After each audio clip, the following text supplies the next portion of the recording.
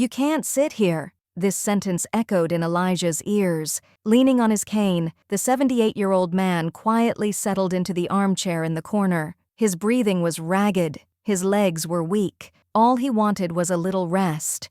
But the young barista, eyes narrowed, stern, saw his presence as nothing more than an inconvenience.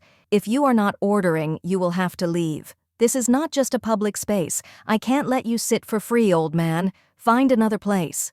Beads of sweat trickled down Elijah's forehead. His eyes shifted to the empty tables by the window. No crowds, no excuses. There was only him, tired, silent, invisible. He tried to stand, gripping his cane with trembling hands. His shoulders slumped. His eyes were on the ground, but his dignity lay at everyone's feet. A customer whispered loudly, so loud it hurt. "These people are everywhere. Why do they come here? Because of them, the quality of the Merkins is going down."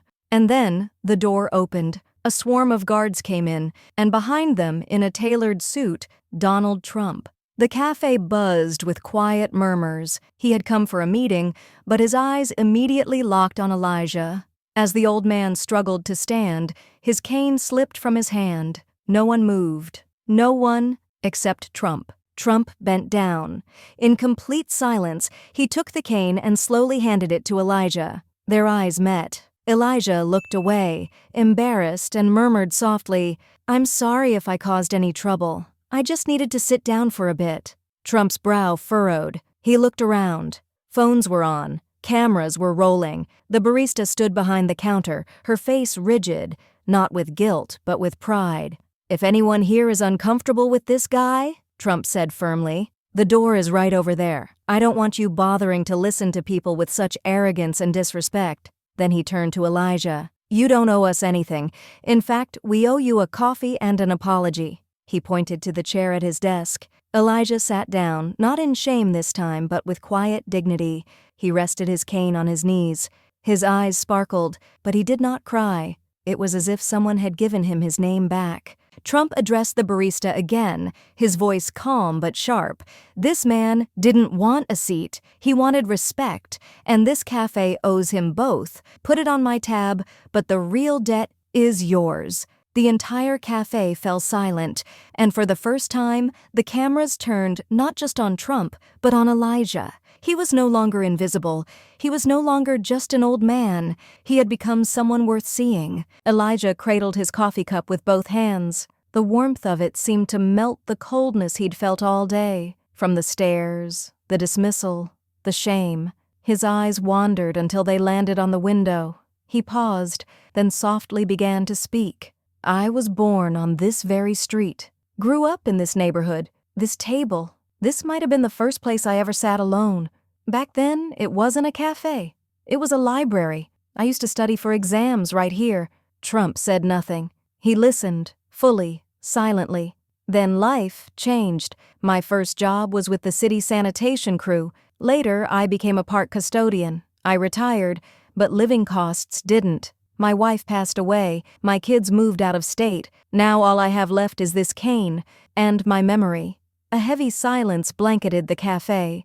People were still recording, but no one was smiling now. His words struck like lead bullets, quiet but deadly. Elijah continued, "Today I was kicked out for sitting down without money for coffee. But I helped build this community. I cleaned these streets. And still, a chair was too much to ask." Trump didn't flinch. His gaze stayed locked, not with anger, but with something deeper. He was shaken.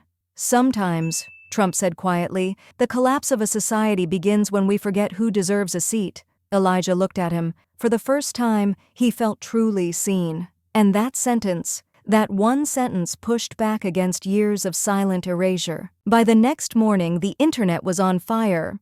"Justice for Elijah. Trump defends elderly man." Headlines flashed across phones, TVs, laptops. The video of the quiet old man and the unexpected moment of dignity struck a nerve. It wasn't just about Elijah anymore. It was about everyone who had ever been told they were too old, too poor, or in the way. The story hit home.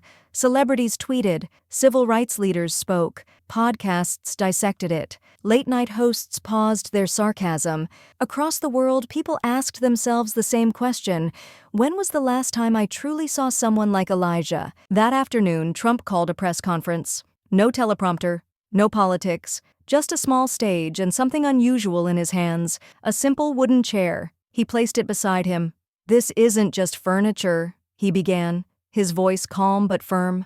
"It's a symbol of dignity, of space, of who gets to belong." He looked into the cameras.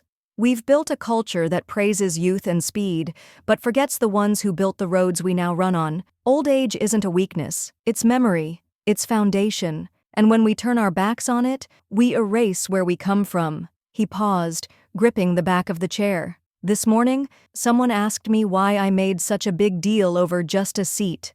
And I'll tell you this, it was never about the seat. It was about who we think deserves one." Meanwhile, Elijah sat at home, stunned. His phone buzzed non-stop. Messages poured in. Some were from strangers, some from long-lost friends, and some from people who once sat in his classroom. "Mr. Elijah, you gave me my first book. I'm now a lawyer. You told me I could be anything. I believed you. I still do. You were the only adult who ever listened to me." He read them slowly, wiping his eyes between each one. Elijah wasn't just a man who had been wronged. He had once been a hero, a mentor, a lighthouse in other people's storms, and he never knew because no one had told him until now. He sat in his chair, in the same quiet apartment, but nothing felt the same.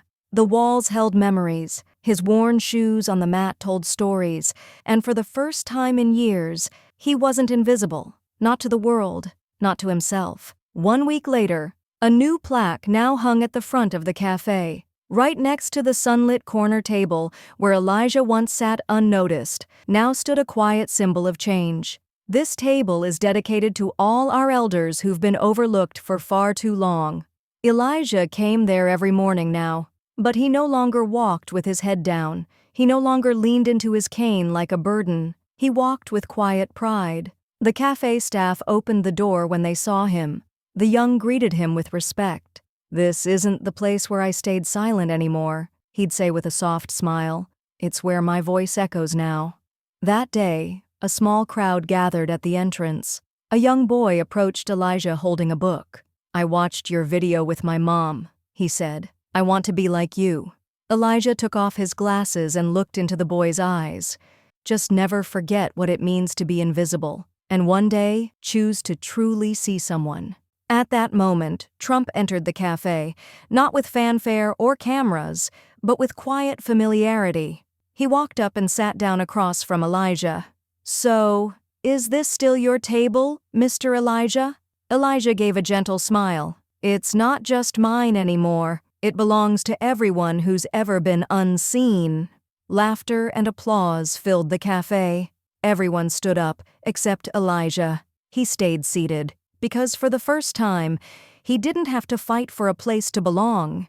Because sometimes a chair isn't just furniture, it's an apology from society, a voice for a forgotten soul, and a symbol of where healing begins. And that day, Elijah didn't just reclaim his seat, he reclaimed his dignity and placed his voice at the very heart of the world that once ignored him.